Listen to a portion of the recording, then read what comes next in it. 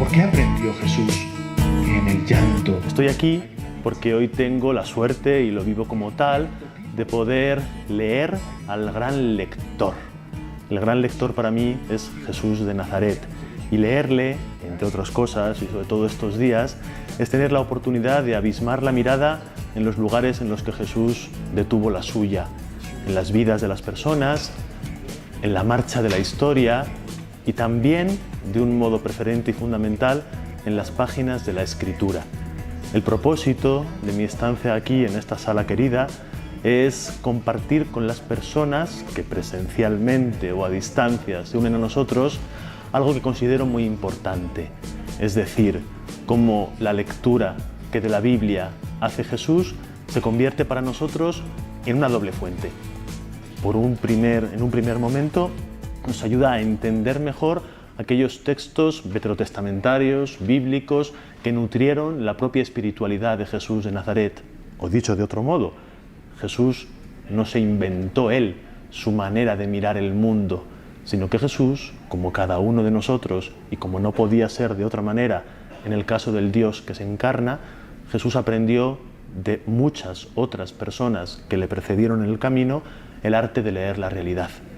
En un segundo momento, creo también que es decisivo comprender que una hermenéutica, tanto de la Biblia como de la vida, que se base en una hermenéutica del Evangelio, es decir, en una lectura que quiera ser profunda sobre el texto evangélico, tiene que ser también una hermenéutica que, continuadora de la historia, herede todas las esperanzas, los sueños, los proyectos, también los miedos, los sufrimientos y los temores que las personas que nos han precedido nos han enseñado a admitir y a encarar. Creo, por otro lado, que leer es algo que supera con mucho un mero ejercicio intelectual. Leer no es algo que nos convierta en personas más cultas o inteligentes. Desde luego que lo hace, también. Leer es una buena medicina contra, todos lo sabemos, los fanatismos, los reduccionismos y las simplificaciones de la realidad. Pero aparte de eso, leer, y así lo tengo para mí, es quizás la gran aventura de la vida. Leer es un viaje, es una osadía, es la admisión de un riesgo, es una fantasía, es una aventura compartida también. Y qué mejor que hacerlo de la mano de Jesús de Nazaret, que se atrevió, que buscó, que llamó a muchas puertas y que tuvo la generosidad y también la valentía de ofrecernos los frutos de su lectura. Por eso creo, y que sin que parezca que esto es la venta de un producto, pero no es tal, es una invitación que nace de mi propia convicción, creo que no es para nada perder el tiempo asomarnos a esos textos antiguos que, encarados por los ojos de Jesús, se convierten en respuestas nuevas para las cosas que cada día nos acechan, nos pasan. Y mucho más, verdad, creo que es esto en un momento como en el que estamos, donde necesitamos, ante tanta noticia, ante tanto cruce de información, ante tanta falsificación también de la verdad, ante tanto interés espurio, creo que necesitamos unos ojos que honestamente nos enseñen a encarar con verdad nuestro sufrimiento, nuestra incertidumbre, porque solo desde ahí podrá brotar también con honestidad y con verdad una esperanza, una alegría, una confianza y actitudes que en forma de compromiso nos ayuden a superar lo que a todos ahora nos acecha. ¿Verdad? Unos momentos especialmente teológicos para pensar en la piel humana y en el corazón humano. Yo te diría que dos.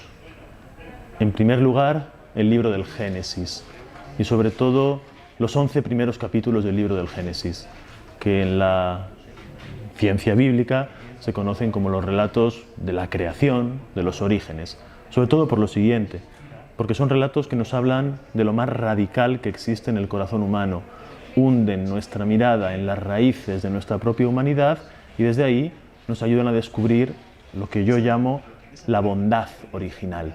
Y creo que esa bondad original entronca profundamente con aquello que Jesús de Nazaret después llamó, de una manera definitiva y para todos, el reino de los cielos. En segundo lugar, hay un relato, un libro, un poema, todas estas cosas a la vez, contemporáneamente, que a mí por supuesto que me ha hecho descubrir con una profundidad sin igual el rostro de Cristo, y es el libro de Job.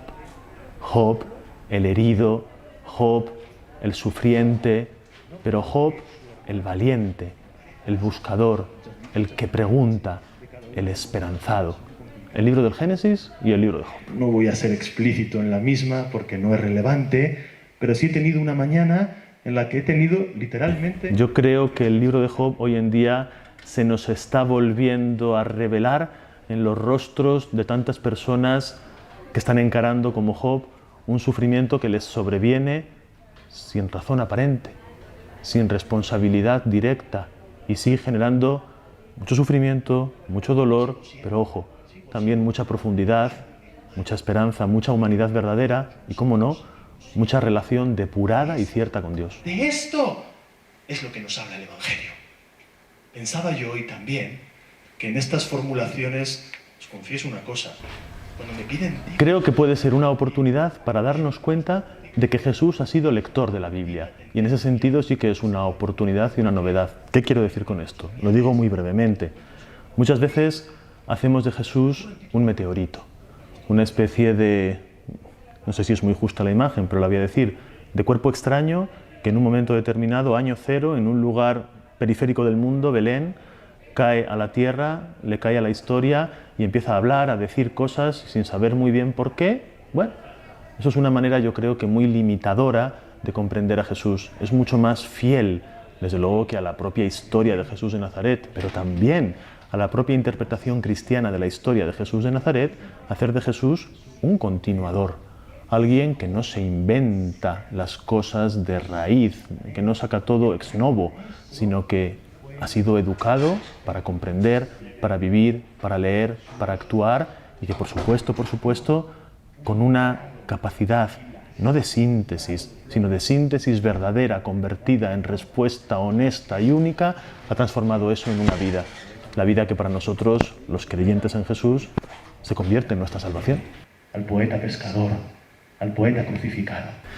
Yo creo que tenemos que recuperarla, pero no como una obligación, no como un deber cultural, porque hay que leer la Biblia, porque es un libro muy importante, sino que tenemos que recuperar la sed, el entusiasmo, las ganas de encontrar lo que la Biblia nos ofrece, que no son datos añejos arqueológicos del pasado, sino una radiografía de nosotros mismos, un espejo en el cual mirarnos y descubrirnos.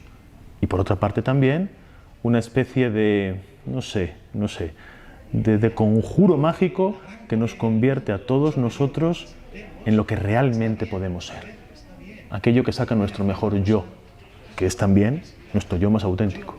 La Biblia nos autentifica. Por eso creo que hay que recuperar su lectura, claro. Yo no soy el profesor, el conferenciante, el doctor, eso es piel que se cae. Eso no es nada.